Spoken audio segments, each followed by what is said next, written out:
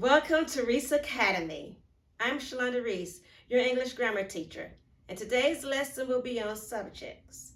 Now, before we get started, make sure you have your pencil and paper ready so that you can write down the information that's on the board. And also remember, pause the video anytime you need to in order to process the information and to copy. All right, let's get started. Okay, so a subject. What is a subject? The subject of a sentence is the noun or pronoun that is doing something or being something in a sentence. So let's look at some examples. The dog chased the cat. The subject is dog because that's what the sentence is about. What is the dog doing? Chasing the cat.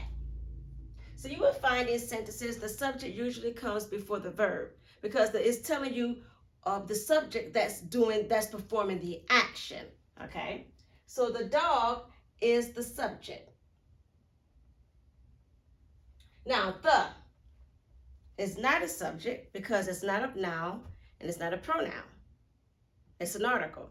Now, remember, subjects are nouns and pronouns. What are nouns? A person, place, or a thing. That's what qualifies it to be a subject. It has to be a person, a place, or a thing. Let's look at the next example.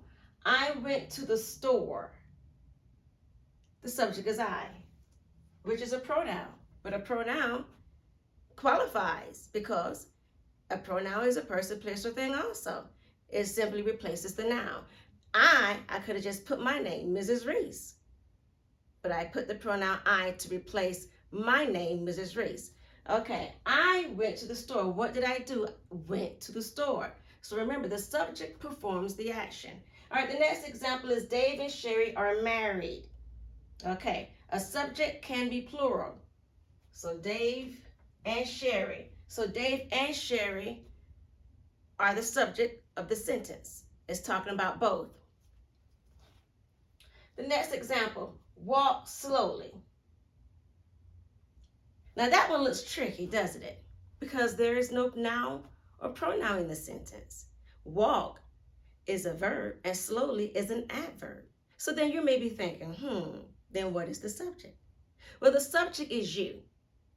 In this type of sentence, which is an imperative sentence, the subject you is understood because when you say walk slowly, that means you're talking to someone. So the subject is you. You is understood to be the subject of the sentence. So it does not have to have the noun or pronoun there as long as the subject you is understood. Another example of that is eat your food. Right? It's a complete sentence. The verb is eat, right? Your food. But in that command that is being given is directed to someone. So therefore the subject is you understood, even though you is not written in the sentence. Ready to try a few? All right, let's do it. Okay, the first example is we are baking bread. We are baking bread. What is the subject? The subject is we. We is a pronoun. All right, but we know it's the subject because subject has to be a person, place, or a thing. Number 2, the car's engine needs repair. All right, let's look at this one. Let's take a moment with this one.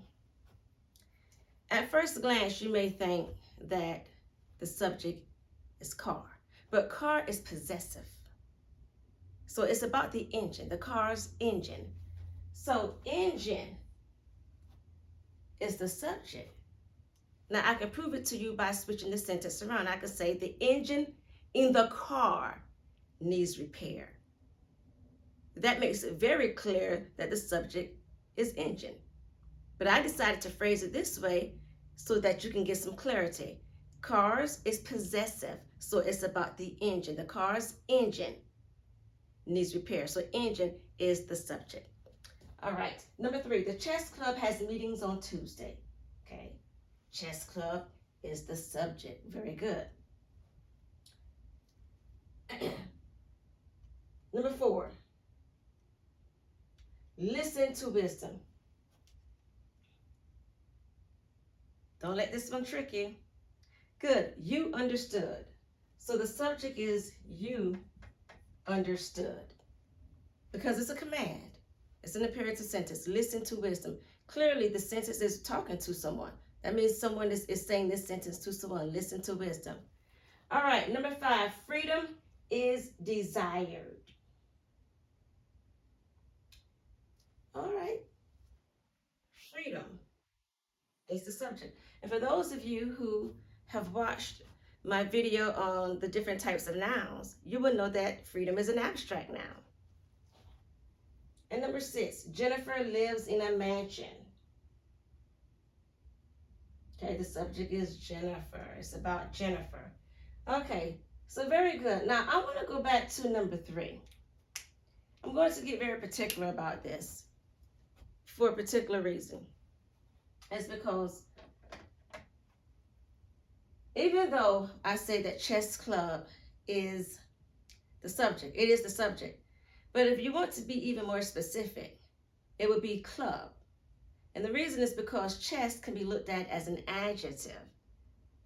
Now, I'm not going to just say that, okay, it's just going to be club. You know, chess is an adjective. So if you were to have a question about the adjectives in sentence number 3, then chess would be the adjective because it's describing what type of club.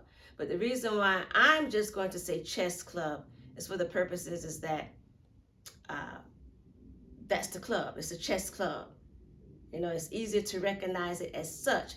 And once you become more advanced in grammar, you easily recognize those differences, those specifics in sentences. You'll easily recognize once you become very advanced. But I wanted to point that out in case someone who's watching this video and you're thinking, well, chess is actually an adjective. Yes, it is. But because it's the type of club that it is, I'm going to just leave it as the subject together. All right. Now, so we have our subjects here. Now, subjects are pretty easy.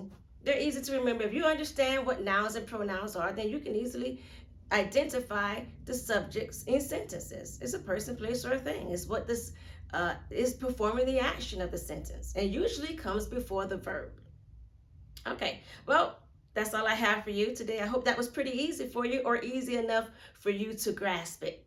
What I would like for you to do, well, if you need to, you can come back to this video and watch it as often as you need to. And also, when you're reading passages and you're reading your favorite books, take a moment to identify the subject of the sentences on one of the pages. You know, once the more practice you get at doing this, the easier it will become. Well, until then, I'll see you next time. Have a wonderful day.